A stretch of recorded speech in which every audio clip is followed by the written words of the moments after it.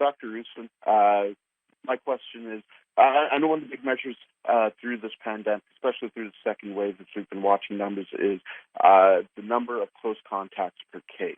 I know this program is encouraging people to stay home and avoid those close contacts. Have you seen those close contacts drop over the last, even the last several weeks? How are those close contacts at this point as we are going through that slow reopening? Yeah, and so, this is an important number, right? This, ultimately is what the restrictions are doing, is to reduce the amount of close contacts that a case will have. That's behind, all the things we do, the self-isolation guidance, the early case identification. So certainly over the second wave, we've seen a dramatic decline over time in the average cases per contacts. Right now, the mean and median is about 3 to 4. And that's been about stable, this calendar year. So we're not really seeing a climb in that right now. We're not seeing a continued decline. And so we'll be watching that quite closely. From CBC Radio Canada, Matthew. Oh, I don't have any question for now. Merci beaucoup. From CBC Manitoba, Bart. Hi, Bart Lekiva, CBC. Minister Cox, why didn't the province prioritize existing bricks and mortar businesses over new ventures or people working from home who previously didn't have businesses in the assessing of the applications for the first round? Manitobans have enjoyed the opportunity to view this content, and really it's an opportunity for small businesses, not-for-profits, Manitoba artists to be able to create content and provide them a little bit of a helping hand during these very difficult times. We recognize that our artists right now are having a little bit of a difficult time, but by providing them the opportunity to create this content, like for instance, Quentin Blair, he said, I'm not sure if you read the quote or not, but he said it was a wonderful opportunity for him to be able to give back to his community. And this is what it's all about, right? This is a grassroots program where it provides grassroots organizations the opportunity to provide significant content and opportunity for people living in not only remote, but in the city of Winnipeg. Minister Cox, I can appreciate you have some prepared talking points, but I'm going to ask you my question again, though, and I want you to answer it if you don't mind. Why didn't you prioritize bricks and mortar businesses that already have a lot of overhead going in? Surely you're aware there's lots of businesses that have been struggling through this pandemic. So why were they not prioritized in the intake and the processing of the applications over purely virtual businesses that were already without storefronts? Yeah, well, thanks again, Bartley. And you know what? We weren't the individuals who made those decisions. There were 5 organizations that reviewed all of the submissions, and we have as well provided additional funding through the Bridge Grant program, which has in fact benefited a lot of small businesses, as well as with regard to the takeout food programs. We added we provided funds for them as well. So there's a lot of programming, and we wanted to ensure that all artists have the opportunity and all businesses have the opportunity to participate, because this is open. It was open to small businesses as well. From CTV, Michelle. Hi, Mr. Cox. How many people are going to be applying? Is there like another round to apply with this new $2 million? How will that work?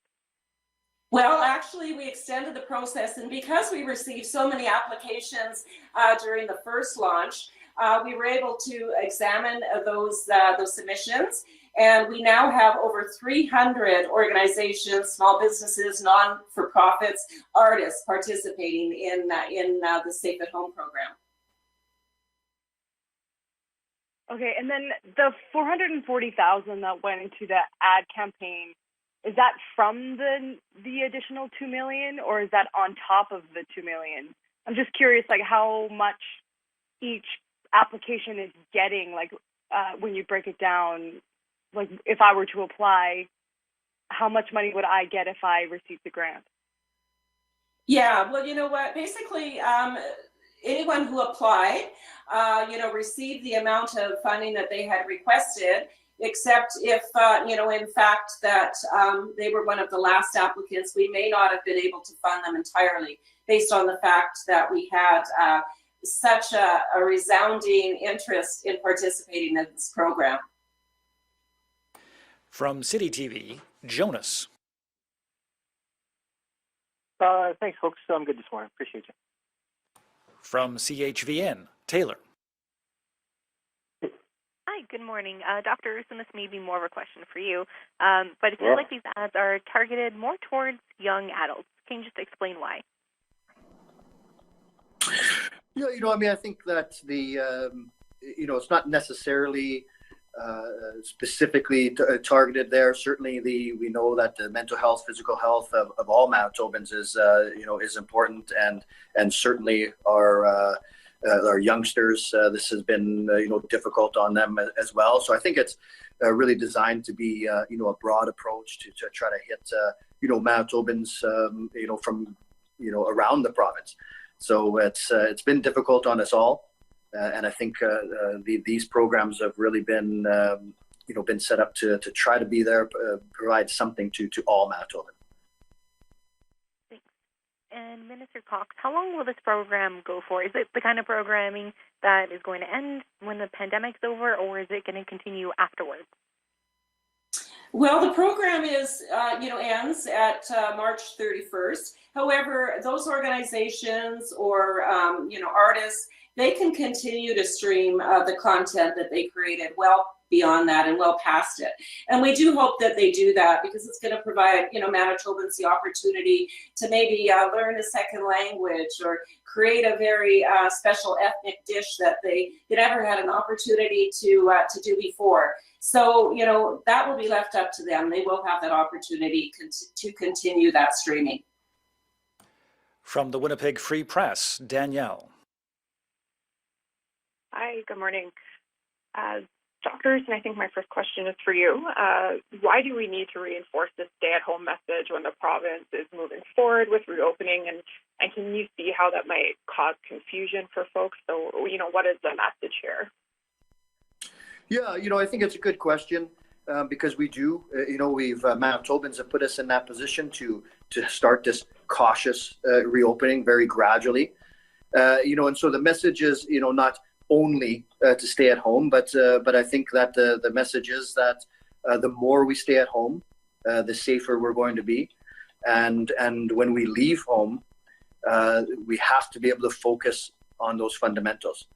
And so I think the messaging is still a good one. It's a stay home, stay safe, to reinforce that when you're out, those fundamentals are critical, and they're going to be critical for the foreseeable future.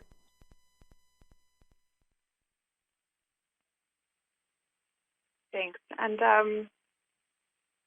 I guess with that in mind, why is it so critical right now? Are we still in a position when you're looking at case counts and test positivity rates and the like that there is a good deal of risk still, and that stay-at-home message is still critical because of that? Yeah, sorry, you cut out a bit there, but yeah, I mean, this virus is still circulating. We're at risk for variants of concern, and so anytime. We've seen this before. When our numbers go down in the right direction, that was the entire goal. So this is what we were after, was to see these numbers start gradually come down. It becomes more critical to ensure people are aware that we're not done with the virus. The virus is still here. We've worked together to bring down some of the numbers. We still have some strain on the healthcare system. If those numbers go back up, we're going to be where we were in November and December. So it's as we see numbers come down, as we're cautiously trying to reopen things, it's just critical that message is out there, is that this virus is still here. If we let our guards down, we'll see November and December numbers again. From Global, Amber. Hi, this question is maybe more for the minister. I understand a lot of the programs maybe more seems to be individually anyway. Are you guys going to be putting a more emphasis on things that might be done in like a group of friends to kind of offset people from maybe choosing to meet up in person to give them something else? I know that you guys have on the site there was like a escape room or something like that that kind of would include more people. Are you guys going to be looking at that in this expansion? Well, thanks, Amber. Unfortunately, you weren't very clear, and I wasn't able to understand the majority of your question. Would you mind repeating it? No problem. So I was asking about like the group programming. It seems like a lot of the programs are maybe targeted for individuals, like a cooking class or something like that you would probably do by yourself. Are you guys going to be looking at programming that's maybe more for a group to kind of prevent friends from hanging out that would give them an alternative on this platform? Yeah, well, as you said, and Dr. Roussin has reiterated many times, now is not the time to gather. So, much of the programming is in fact directed to families. So if they want to have their children participating in sports or, do a craft or something like that, it provides them that opportunity to do it. You could virtually stream and be cooking together with many members of your, different families or with your friends, but doing it virtually. So that's what this is all about, is ensuring that Manitobans remember to stay home, to gather only within the context of their own home family, and be able to still enjoy some of the very rich culture that we have here in our province. Okay, my follow-up question is about kind of kids' activities. I know a lot of them have been canceled, doing the sports and stuff like that. Are you guys kind of planning for a possible expansion of like maybe soccer not being allowed while hockey wasn't allowed? Are you guys looking at maybe replacing some of those activities for people through this platform? I'm going to let Dr. Roussin answer that question. Yeah, so I think that it's the way our numbers are going. I think we are in that position to start, or to continue our very cautious reopening. So the specifics and all these things will depend on our numbers, depend on what we can do with our restrictions. So I think it's really important to be able to keep the youth active, start getting them back into the things they miss and love. And so the specifics, it's tough to speculate, but we'll continue to push forward on that. And our final reporter on the call today from the Brandon Sun, Colin. Hi there, Minister. Colin Clark from the Brandon Sun here. I was just wondering what the sort of distribution of where the programs you've accepted are coming from. Like, is there a concerted effort being made to make sure all regions of Manitoba are represented in the programs you choose for Safe at Home? Well, thanks a lot, Colin, and that's a really, really important question. We weren't the adjudicators of the programs or the submissions, but we did want to ensure that there was representation across the province, because we recognize that what's important maybe up in northern Manitoba, there's programs for Indigenous programming and things like that. But we also want to make sure that we provide programming that is of interest to all Manitobans. So, for seniors, we're providing them with some of the wonderful music that they love from Folklorama. And that is something that can be streamed, across the entire province for everybody to enjoy. So we recognize that it's important that all Manitobans have an opportunity to tune in and to listen to something that they appreciate and that they have an interest in, or maybe something that they would actually like to learn that is new, such as a craft. Or I know that the Japanese community is hosting origami classes, and I checked that out the other day, and it's remarkable. So there is something for everybody to do across the province. My second question is, I see that there have been more than 300 projects funded with the $5 million so far. How many more projects do you expect to fund with your new $2 million spend?